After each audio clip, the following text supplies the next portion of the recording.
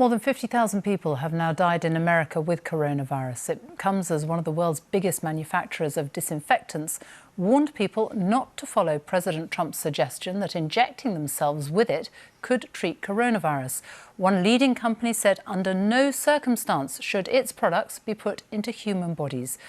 The president today said his remarks had been sarcastic. Our North America editor John Sopel has more. Controversially, some of Florida's beaches reopened last week, but maybe it was a smart thing to do. According to new research conducted by US government scientists, sunlight, heat and humidity dramatically reduce the life of coronavirus in the air and on hard surfaces. The scientists said it acted as a powerful disinfectant. And that led the president to muse on whether disinfectant could be used inside the human body to kill the virus. And then I see the disinfectant, where it knocks it out in a minute, 1 minute.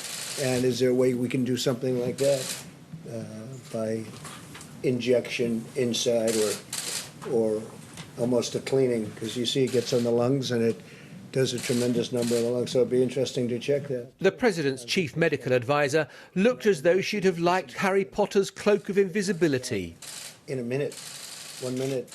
New Lysol spray disinfectant. For over a century, Lysol has been one of America's top-selling brands of bleach. But today, in 2020, the manufacturers felt forced to issue a statement saying, under no circumstances should people ingest disinfectant. Doctors, health professionals and politicians are similarly disbelieving. Very clearly, disinfectants are not intended for ingestion, either by mouth, by ears, by breathing them in any way, shape or form. Okay, thank you. But today the president has sought to explain away the controversy by asserting that he wasn't actually being serious. But I was asking a very sarcastic question to the reporters in the room about disinfectant on the inside. But it does kill it, and it would kill it on the hands, and that would make things much better. That was done in the form of a sarcastic question to the reporters. Another question being asked forcibly is whether now is the right time to reopen the US economy.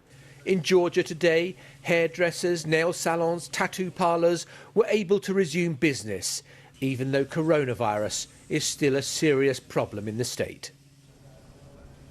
Now, leave to one side the question of whether sarcasm is quite appropriate from the presidential podium in the midst of a pandemic. Donald Trump's account is not exactly what happened. I was at last night's briefing and his remarks were addressed entirely, not to the reporters, but to his chief medical advisor and an official from the Department of Homeland Security. And he seemed deadly serious. Now, the White House has been scrambling all day to come up with an explanation that will withstand scrutiny. It's not entirely clear that this is it. John Sopel, thank you.